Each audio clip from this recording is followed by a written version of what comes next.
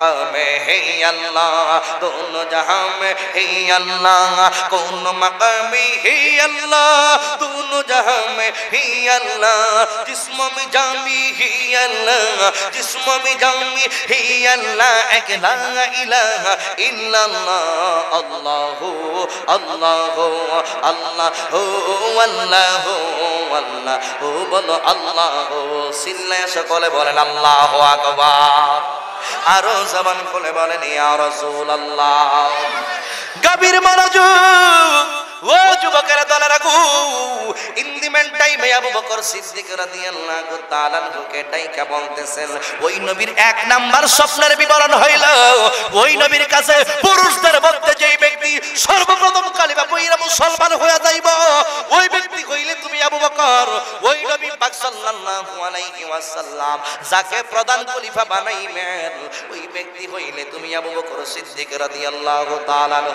হে আমার আশিকিন জাকিরিন মুহিব্বিন মুরব্বি বাবা জিরাহারি ও যুবকের দল যেই মাত্র পাদ্রী এই কথা বইলা দিলেন এই মুহূর্তের মধ্যে দেখা যায় আবু বকরের অন্তরের মধ্যে আল্লাহর নবীর প্রেম সৃষ্টি হইয়া গেছে চিল্লায়া বলেন আল্লাহু আকবার আর জোরে নবীর প্রেমের কথা শুনে লাইছে নবী পাঠাইছে কোথায় মক্কা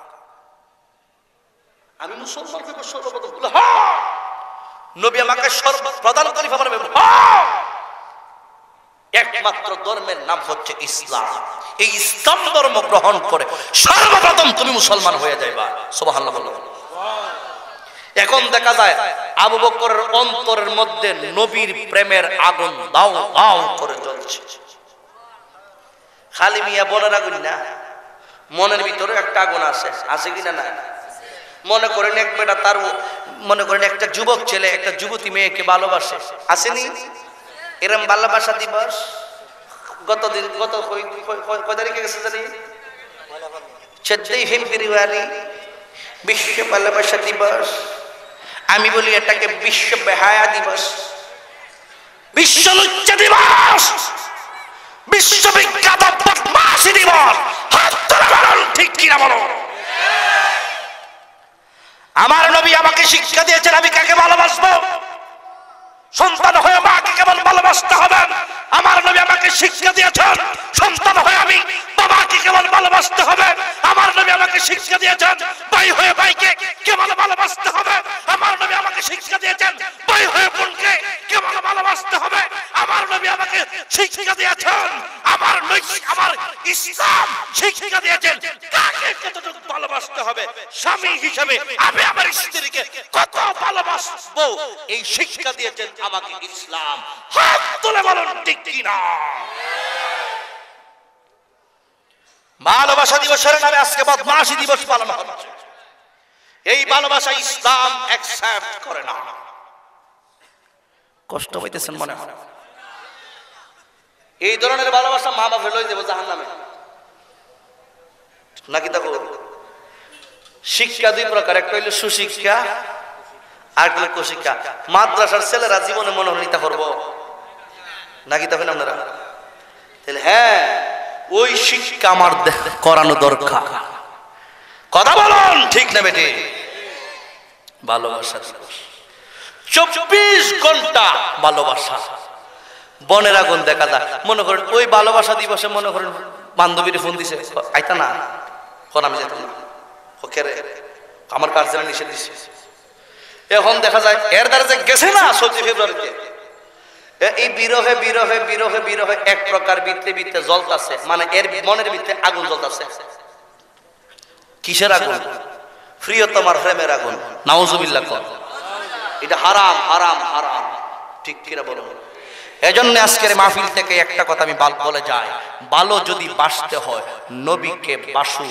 নবীকে জীবনের চাইতেও আরো বেশি যারা ভালোবাসতে পেরেছে তারাই আমার আল্লাহ রাব্বুল আলামিনের সম্মান পেয়েছে নাকি তখন আপনারা নবীরে ভালো না বাসলে আল্লাহরও হওয়া যায় না নজরুল কিতাব এটা আমি কই না তো আল্লাহ কোরআনে কয় قل إن كنتم تحبون الله فاتبعوني يحببكم الله ويغفر لكم ذنوبكم والله غفور رحيم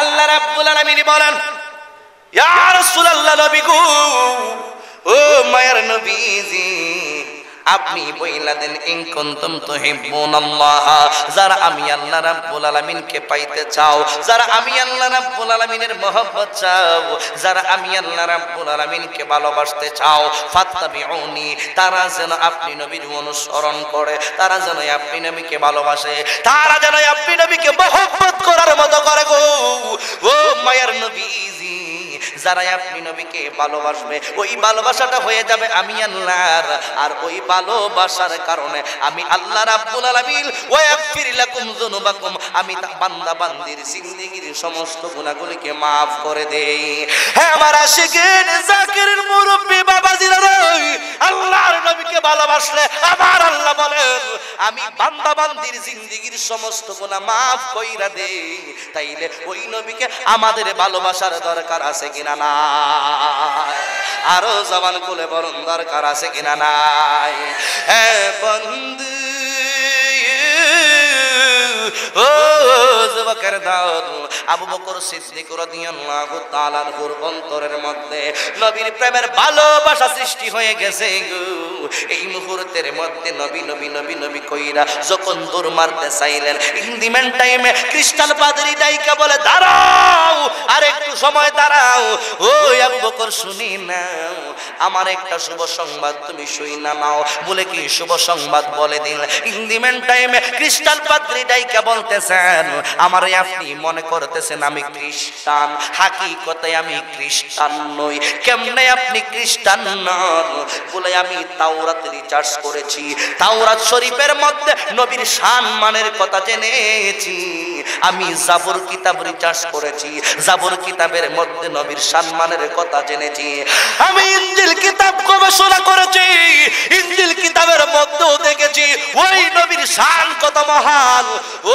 আবু বকর সিদ্দিক শুনে নাও এই আশেপাশের মানুষ সবাই জানে আমি খ্রিস্টান এই এলাকার মানুষ সবাই জানে আমি একজন খ্রিস্টান মানুষ হাকিকতে আমি খ্রিস্টান নই যখন নবীর গুণগান নবীর প্রশংসা কিতাবগুলো রিসার্চ করে পাইলাম সেই দিন থেকে আমি খ্রিস্টান পাদ্রী গোপনে গোপনে ইসলাম ধর্ম গ্রহণ কইরা আমিও মুসলমান হয়ে গেছি আর জোরে হ্যাঁ আমার বন্ধু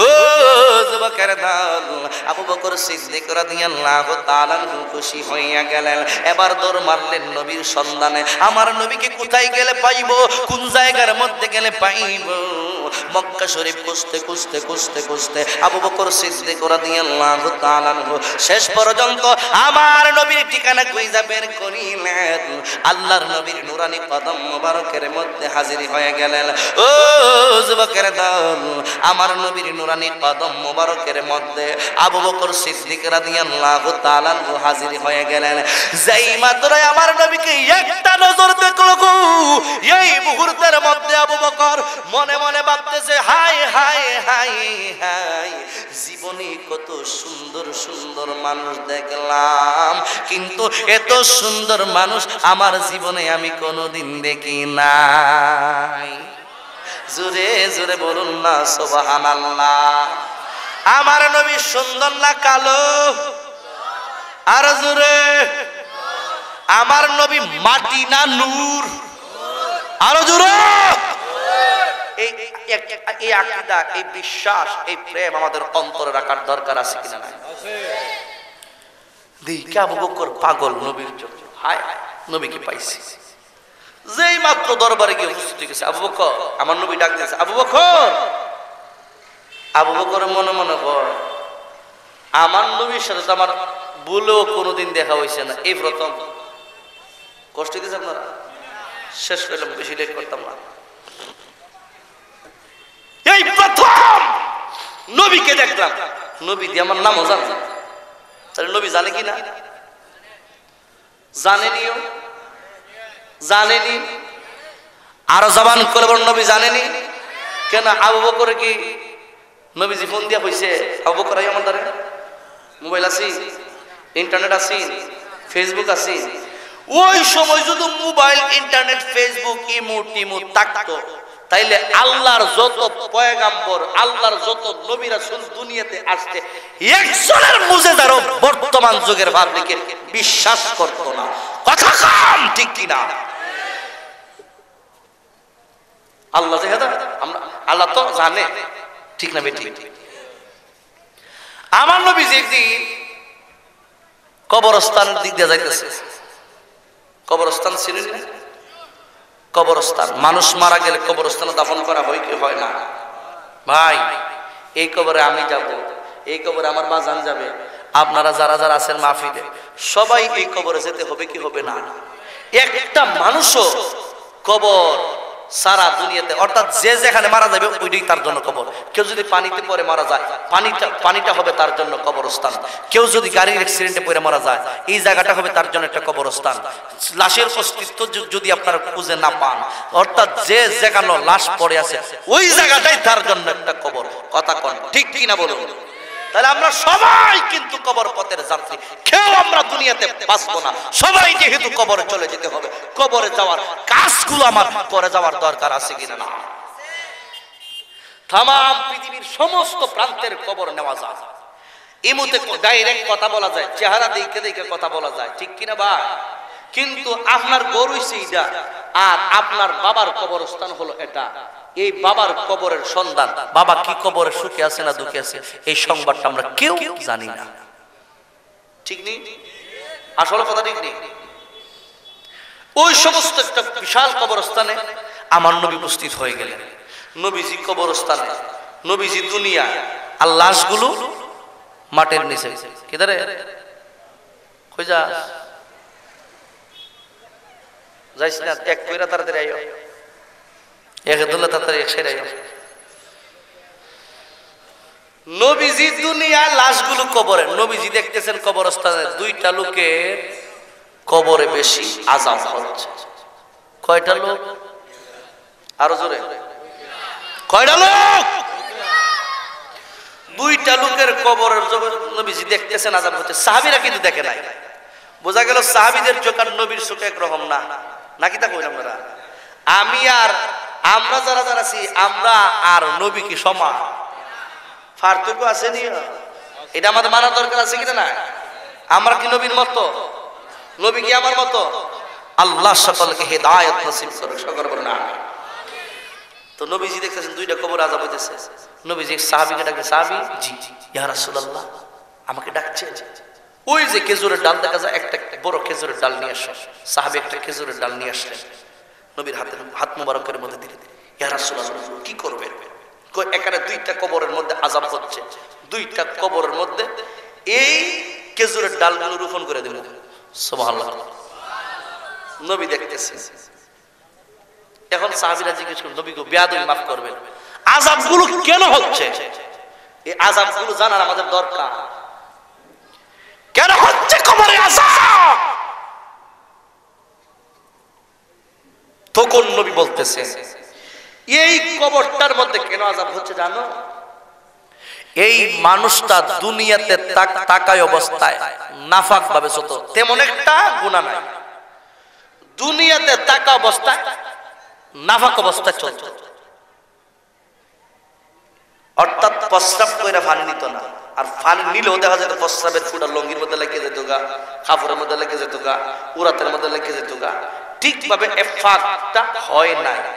এই নাফাক থাকার কারণে এই কবরের মধ্যে তার বেশি আযাব হইতেছে।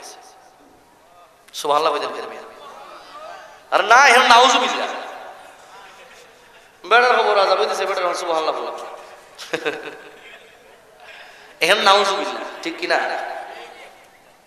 বেটার খবর জাহান্নামের আগুন জ্বলতাছে, সুবহানাল্লাহ। ভালো জায়গার মধ্যে সুবহানাল্লাহ, আর খারাপ জায়গার মধ্যে কিতা? নাউজুবিল্লাহ। কাজটা কি? নাফাক অবস্থায় চলত। ওই মি আমরা দেশের মধ্যে বত্তা মুসলমান আছে, অহন মুসলমান খারিয়া হিসাব করে আসেনি, খারিয়া বুঝি না আমরা দেশে উবাইয়া উবাইয়া উবাইয়া মেশিন স্টার্ট করে দেয়, মেশিন স্টার্ট করছে ঠিক আছে, কিন্তু মুইতা ভাগিয়ে লইছে না মিয়া। বহুত মুসলমান এইভাবে এখন চলতেছে, আছে কিনা নাই? এ মুসলমান জেনে রাখবেন, আপনারা যারা এখনো নাভাগ অবস্থায় চলেন, প্রস্রাব করে পানি লন না, জেনে রাখবেন আপনি মারা যাওয়ার পর কবরের মধ্যে সবচাইতে বেশি আযাব হবে ওই ব্যক্তির যারা প্রস্রাব করে পানি লয় না। কথা কোন ঠিক কিনা? তাহলে প্রস্রাব করে পানি লন দরকার আছে, আছে কিনা নাই? কোন বিজিগো তে বেড়ার খবর আযাব হইতেছে, ঠিক আছে বুঝলাম। এই খেজুর গাছ রোপণ করে দিলে হামগো কিনা? এই খেজুর গাছটা আমি নবী যদি আমার নবুয়তের হাত মোবারক দিয়ে রোপণ করে দিই, যতদিন পর্যন্ত এই খেজুরের ডাল জিন্দা থাকবে ততদিন পর্যন্ত ওই কবরের মধ্যে আর কবরের আযাব হবে না। এখন বলেন সুবহানাল্লাহ, আর জোরে বলেন সুবহানাল্লাহ। আচ্ছা বুঝলাম, এই খবর নাভাগ অবস্থায় থাকতো বিদা হেতির কবর জাহান্নামের আযাব হচ্ছে, কিন্তু ইলার খবর এখানে কইলার খবর কে জানো? জাহান্নামের আযাব। কো ইলা দুনিয়াতে ইহানের কথা ইহানো কইতো, ইহানের কথা ইহানো লাগাইতো, লাগাই না কথা আর কি সমালোচনা গিবত সমাজ আসেনি যখন কাজ করবার, ইহানের কথা ইহানো লাগাইতো, ইবাইর কথা ইবাইর লাগাইতো, লাগায় সেটা বায়ে বায়ে দ্বন্দ্ব, মা ফুতে দ্বন্দ্ব, বাপ ফুতে দ্বন্দ্ব, বায়ে বায়ে দ্বন্দ্ব, এরকম কিছু পাবলিক সমাজ আসেনি, আপনারা দেশ আসেনি। এটার হয় গিবত, ছুগলখুরি, একজনের কথা আরেকজনের কাছে বইলা দিয়া সমাজের মধ্যে দ্বন্দ্ব লাগাই দেন, মারামারি করানো, কাটাকাটি করানো, এইরকম কিছু মানুষের উদ্দেশ্য থাকে খারাপ। আল্লাহর নবী বলেন এই ছুগলখুরির কারণে এই কবরের মধ্যে বেশি আযাব হইতেছে। অপরাধ কয়টা? আর যেমন অপরাধ কয়টা? তাহলে দুইটা অপরাধ কিন্তু মারাত্মক। আমরা দেখবেন শাসটলের মধ্যে বইয়ে বইয়ে সে আমি মিজানুর রহমান খাইছি না ওয়াজ করতাম আপনারা কেন? আমি একজন আলেম মানুষ না, আলেমের বিরুদ্ধে পর্যন্ত শাসটল হবে কতন গান টান গায়ে গেছে, মৌলবী আইসির একটা কই থেকে জানি বিবারের থেকে একটা আইসির কতন গান গায়ে গেছে, কি ওয়াজ বললো ওয়াজ করছে না। এটা কি সমালোচনা, গীবত। আমার যদি আলোচনার মধ্যে কোনো ভুল হয়ে থাকে আমার এখানে এখানে ডাইরেক্ট কইতাছেন আপনি যে হুজুর এই আলোচনা এখানে ইডাইটা না হইছে না, সুন্দর ভাষায় শালীনতাপূর্ণ বয়ান করে যান গিয়া সহাইল আল্লাহ শাস্ত্র লগিয়ে তুই গিয়ে আরেক বেটা দেখো আমরা গান গাই, এরকম আপনি কিছু আসেনি? এই সমস্ত মানুষের কাছে যতই আপনি ফেরেশতা সাজে ওয়াজ করেন না কেন এর ভালো লাগতো না, ঠিক কি না? অর্থাৎ যারে যার ভালো লাগে না কোনো মতে ভালো লাগে না, সম্ভব না। এটার নাম হচ্ছে গীবত। আল গীবাতু আশাদ্দু মিনাজ জিনা, গীবত জানার চাইতো আরো নিকৃষ্ট, ঠিক কিনা বলুন? নবী বলতেছেন এই কাজটা করার কারণে তার কবরের মধ্যে আযাব হইতেছে। হয় খেজুর গাছের ডাল লাগাই দিলে কি দিব? খেজুর গাছের ডাল যদি এখানে রোপণ করে দেই, এই খেজুর গাছের ডালটা যতদিন পর্যন্ত দুনিয়াতে জীবিত থাকবে তার কবরের মধ্যে আর জাহান্নামের আযাব হবে না। সুবহানাল্লাহ, আর জবান করে বলুন আল্লাহু আকবার। এই দুইটা গুনাহ আমাদের সমাজে হচ্ছে কি হচ্ছে না? এখান থেকে একটা জিনিস মনে রাখবেন, এখান থেকে একটা থিওরি বলে যায়, এখানে প্রেজেন্ট টেন্স আছে, পাস্ট টেন্স আছে, ফিউচার টেন্স আছে। অর্থাৎ পাস্ট টেন্স হলো এটা দুনিয়াতে নবী কিন্তু আসে নাই, নবীজি দুনিয়াতে আসার আগে এই লোকটা পেশাব কইরা যে পানি লইতো না, এটা আমার নবী জানে কেমনে? তাই এটা বোঝা যায় ফার্স্ট টেন্স, অতীতের খবরটা নবী জানে। কথা কোন ঠিক না বেটি? প্রেজেন্ট টেন্স হলো নবীজি দেখতেছেন তার কবরের মধ্যে জাহান্নামের আযাব হচ্ছে, এটা হলো বর্তমান কাল। ফিউচার টেন্স হলো এই খেজুরের ডালটা যখন রোপণ করে দেব ভবিষ্যতে তার কবরের মধ্যে আর আযাব হবে না। তাইলে আমার নবী অতীত জানে, বর্তমান জানে, ভবিষ্যৎ জানে। এজন্য আমরা বলি নবী ইলমে গায়েব জানে। কথা বলেন ঠিক কি না? ঠিক আছে, এই আলোচনাটা কেন বোঝাচ্ছি আসেন সামনে দিকে। গভীর মনোযোগ ও যুবকের দলের আগু, আল্লাহর প্রিয় নবী সাল্লাল্লাহু আলাইহি ওয়াসাল্লাম ডাইকা বলতেছেন, হে আবু বকর, যেই মাত্র আমার নবী আবু বকরের ডাক মাইরা দিছে রে, আবু বকর মনে মনে ভাবতেছে, আমি তো নবীর সঙ্গে কোনোদিন কথা বলি নাই, নবীর সঙ্গে আমার কোনোদিন দেখা হয় নাই, আল্লাহর নবীর সঙ্গে আমার উঠা বসা হয় নাই, আল্লাহর নবী কেমনে, আমি যে আবু বকর এইটা নবী জানে কেমনে, এইটা নবী জানে কেমনে। উনি কিন্তু হাকিকতের মধ্যে হাত দিয়ে দিছে রে ভাই। ও যুবকের দল, এরপরে আমার নবী সাল্লাল্লাহু আলাইহি ওয়াসাল্লাম বলেন, ও আবু বকর সিদ্দিক, আমি নবী তোমার জন্য অপেক্ষা করতেছি গো, এই মুহূর্তের মধ্যে তুমি আমি নবীর কাছে আসো, আয়েশা কালিমা পয়রা মুসলমান হয়ে যাও, আমি নবী তো তোমাকে কালিমা পড়াইয়া মুসলমান বানানোর জন্য অপেক্ষা করতেছি। চিল্লায়া সকলে বলেন আল্লাহু আকবার, আরো জবান খুলে বলেন ইয়া রাসূলুল্লাহ। হে বন্ধু, ও যুবকের দল, এই মুহূর্তের মধ্যে আবু বকর সিদ্দিক রাদিয়াল্লাহু তাআলা আনহু বললেন, না গো নবী না, পৃথিবীর জমিনের মধ্যে আদম সফিউল্লাহ থেকে এই পর্যন্ত যত নবী এবং রাসূলগণ এসেছেন, সমস্ত নবী এবং রাসূলগণ দুনিয়াতে কিছু না কিছু মুজিজা দেখাইছে। সুবহানাল্লাহ কোন। আচ্ছা, নাম কইলে অসুবিধা নাই, আমি যাচাই বাছাই না কইরা আমি ইসলাম ধর্ম গ্রহণ করতাম না। কিছু লোক আছে যাচাই বাছাই করে না, এরকম মানুষ আছে নি? আরে মিয়া বেটে যখন একটা মাটির ফাইট লাগিনে মহিলারা মা বোনরা ফাতিলাটার একটা যাচাই বাছাই করে, ফাতিলাটা বালা না খারাপ, বুঝেননি? বল বালা খারাপ কেমনে বুঝে? এটা এটা টুহনি দেয়, টুহনি দিয়া দেখে এটা বালা না খারাপ, যদি বালা ওইটা টুন টুন করে, আর যদি খারাপ ওইটা বেট বেট করে, ঠিক নেই? বালা হইলে কি এটা খারাপ হইলে যাই বাজার আপনার খাইলে বালা না। আপনারা যখন বাজারে যান, যখন একটা লাউ কিনুন, লাউ বুঝুনি খদু, খদুই লাউ, লাউ খদু, ঠিক না? নুন হইলো বললো বলি নুন, সাল সাল হইলে তরকারি, তরকারি সাল, আমরা যেটা জানি আর কি, ঠিক কিনা বলেন? খদু যখন আপনারা কিনেন তখন একটু যাচাই বাছাই করে কিনেন। এটার ওই আটার নখটি আছে না, নখটি দিয়ে একটু হালকা একটু ধাক্কা দেন, যদি মনে হন আবুসে ঢুকে জায়গা তাহলে বুঝবেন লাউটা খসি আছে, আর যদি না ঢুকে বুঝবেন এটা ঢুকে না রে, ব্যাপারটা কিটা, এটা বুড়া, ঠিক কি বলেন? ইলা না যে জন্য বাড়ি নিলে বউর সাথে আরো ঝগড়া লাগান লাগবে, ঠিক কি না? তাহলে এটা একটু যাচাই বাছাই না মিয়া, যাচাই বাছাই ছাড়া আমি নবীর কালিমা পড়ে মুসলমান হইতাম না। হই আবু বকর কি যাচাই বাছাই করতাম? আবু যাচাই বাছাই আছে, কি যাচাই বাছাই? গত রাত্রে আমি কি স্বপ্ন দেখছি এটা ফোন লাগলো, আমার নবী জানেনি, জানেনি? স্বপ্ন দেখে কার কাছে গেছি এটাও ফোন লাগলো, কার কাছে গিয়া কার কাছে আইলাম, এখানে কেমনে আইলাম এটা ফোন লাগলো। যদি আপনি এই কথাটা কইতেন তাহলে আমি বুঝলাম আপনি সত্যিকারের রাসূল।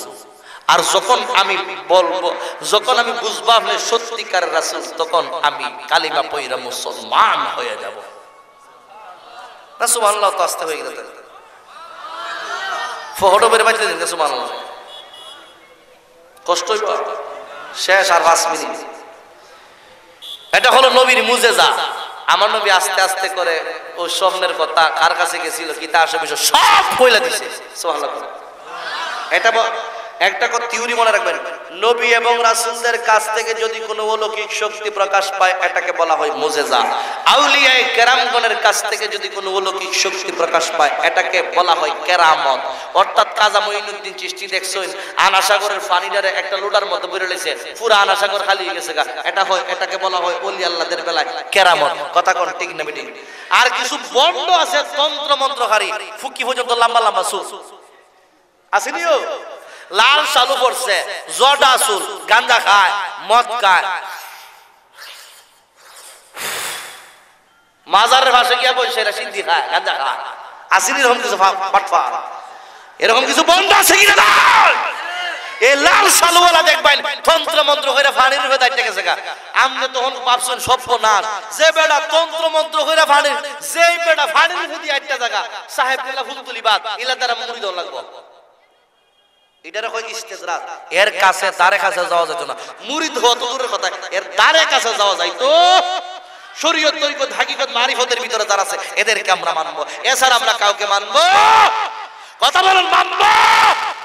এজন্য আবু বকর সিদ্দিক রাদিয়াল্লাহু তাআলা আনহু যখন বইলা দিছে বিস্তারিত হাকিকতের কথাগুলো, আগের কথাগুলো, এই মুহূর্তের মধ্যে আবু বকর ডাইকা বলে, নবী গো আর জানতে চাই না, বুঝতে চাই না, এই মুহূর্তের মধ্যে আমারে পড়ে দেন লা ইলাহা ইল্লাল্লাহু মুহাম্মাদুর রাসূলুল্লাহ সাল্লাল্লাহু আলাইহি ওয়াসাল্লাম।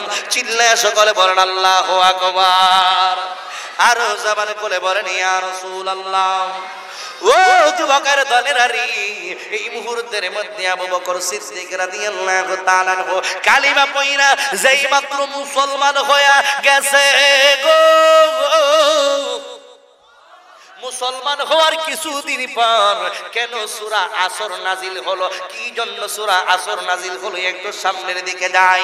আল্লাহর প্রিয় নবীর সাহাবী আবু বকর সিদ্দিক রাদিয়াল্লাহু তাআলা যখন মুসলমান হয়ে গেলেন, ব্যবসা বাণিজ্য সাইরা দিছে, বাপদাদার ধর্ম সাইরা দিছে, এখন নবীকে নিয়ে ব্যস্ত, নবীর সম্মান নিয়ে ব্যস্ত, নামাজ নিয়ে ব্যস্ত, রোজা নিয়ে ব্যস্ত, ভালো ভালো যত ইসলামের কাজ আছে এই কাজগুলো নিয়ে আবু বকর সিদ্দিক রাদিয়াল্লাহু তাআলা সদাই সর্বদাই ব্যস্ত হয়ে গেলেন। বন্ধুরে ও যুবকের দল, এই মুহূর্তের মধ্যে আবু বকর যখন আমার নবীর নিয়ে 24 ঘন্টা ব্যস্ত থাকি গো, জাহিলিয়াত যুগের আবু বকরের একজন বন্ধু, যেই আবু বকরের বন্ধুটা এখনো মুশরিক রইলেন, আবু বকর শুধু ইসলাম ধর্ম গ্রহণ করেছেন, উনার বন্ধু কিন্তু মুশরিক, উনার নাম হইল কালাদা ইবনে উসাইদ। ওই কালাদা ইবনে উসাইদ আবু বকর আয়েশা ডাইকে বলে, আবু বকর রে, ও আবু বকর রে, তুমি তো উভয় দিক দিয়া বঞ্চিত, তুমি তো উভয় দিক দিয়া লাঞ্ছিত, তুমি তো উভয় দিক দিয়া লসের মধ্যে আছো। কয় আমি কেমনে লসের মধ্যে আছি? ওই যে আল্লাহ কোরআনে বলেছেন ইল্লাল ইনসানা লাফি খুসর, নিশ্চয়ই মানুষ ক্ষতির মধ্যে লিপ্ত রহিয়া আছে। কিন্তু যারা ইসলাম ধর্ম গ্রহণ করেছে, যারা আল্লাহর ইবাদত বندگی করি গো, যারা আমার নবীর আদর্শে আদর্শবান হয়ে গেছে, তারা কখনো লসের মধ্যে নাই। এটাই বোঝাতে চাইছেন এই আয়াতে কারিমার মাধ্যমে। যুবক ভাই, এই মুহূর্তের মধ্যে কালাদা ইবনে উসাইদ কয়, তুমি উভয় দিক দিয়া লাঞ্ছিত বঞ্চিত লসের মধ্যে আছো। এখন আবু বকর ডাইকা বলে, আমি কেমনে লসের মধ্যে আছি? বলে, তুমি একজন ছিলাই ভিআইপি, একজন বিজনেসম্যান, তুমি ছিলাই একজন ভালো ব্যবসায়ী, মক্কা থেকে সিরিয়ার জমিনে ব্যবসা করতা, কোটি কোটি টাকার মালিক, স্বর্ণ রূপা হীরা মণিমুক্তার মালিক। এই মুহূর্তের মধ্যে মুহাম্মদ সাল্লাল্লাহু আলাইহি ওয়াসাল্লাম কি কালিমা পড়াইলো, কালিমা পয়রা গো তুমি ব্যবসা বাণিজ্য সাইরা দিছো, তুমি দুনিয়ার মধ্যে লসের মধ্যে আছো, আর আখিরাতের লস কি জানুনি? তুমি তোমার বাপ দাদার ধর্মের মধ্যে সুল কালি লাগাইয়া মুহাম্মাদের ধর্ম গ্রহণ কইরা তুমি যে মুসলমান হয়ে গেছো, ওই দিক দিয়া তুমি লসের মধ্যে আছো, উভয় দিক দিয়া তুমি লসের মধ্যে আছো। হে আমার আশিকিন জাকিরিল মুরবি বাবাজিরা রে, এই মুহূর্তের মধ্যে আবু বকর কয়, কালাদা ইবনে উসাইদ শুনে নাও, আমি লসের মধ্যে নাই, আমি এমন এক কালিমা পয়রা মুসলমান হয়ে গেলাম, যেই কালিমা পয়রা মুসলমান হয়ে গেলে আমার আল্লাহ রাব্বুল আলামিনের জান্নাত তাকে দান কইরা দেয়। চিল্লায়া সকলে বলেন আল্লাহু আকবার। এবার ডাইকা বলে, কালাদা ইবনে উসাইদ রে, ও কালাদা, আমি লসের মধ্যে নাই, এখনো তুই লসের মধ্যে আছিস। যারা আল্লাহ এবং রাসূলুল্লাহর গোলাম হয়ে যায়, তারা কখনো লসের মধ্যে থাকতে পারে না। তোরা সব লসের মধ্যে আছিস, আমি হইলাম লাভবান, আমি হইলাম লাভবান। কেমনে লাভবান জানোস নি? আমার আল্লাহ বলেছেন ইল্লাল্লাযীনা আমানু, যারা ঈমান এনেছে, ওয়া আমিলুস সালিহাত, যারা ভালো ভালো কাজ করেছে, ওয়া তাওয়াসাউ বিল হাক্কি, যারা সত্য কথা বলেছে, ওয়া তাওয়াসাউ বিস সাবর, এবং যারা ধৈর্য ধারণ করেছে, তারাই হইল লাভবান। আর আমি হইলাম লাভবান, তোরা সব লসের মধ্যে আছিস, আমি হইলাম লাভবান, আমি হইলাম নবীর প্রেমিক। চিল্লায়া সকলে বলুন কথা ঠিক না বেঠি? আর জোরে বলুন ঠিক কি না? বাস, তাইলে মাহফিল হত আমরা খুশি না বেজার? এনাম ভাই উনি আমার দাওয়াত দিয়েছে 9টার টাইম, আমার আরো 2টা মাহফিল, একটা মাহফিল মিস হইব সম্ভবই নয়। 9টা থেকে যদি 11টা পর্যন্ত করতাম তাহলে আমি একটা মাহফিলকে ধরতে পারি। এখন আর একটা মাহফিল, দুটা মাহফিল মনে হয় মিস হইব, অবস্থা এমন একটা পর্যায়ে পৌঁছেছে। আর সামনে বাড়তে যাচ্ছি না, 11:40 বেজে 2 ঘন্টা টাইম। এখন বলবো এই মাহফিলটা প্রতি বছর হোক, চাই কি চাই না? আরো জবান খুলে বলুন, চাই কি চাই না? এই কেউ যায় না, কেউ যায় না তারপর কাছে। তাহলে মাহফিলটা চললে আগামী বছর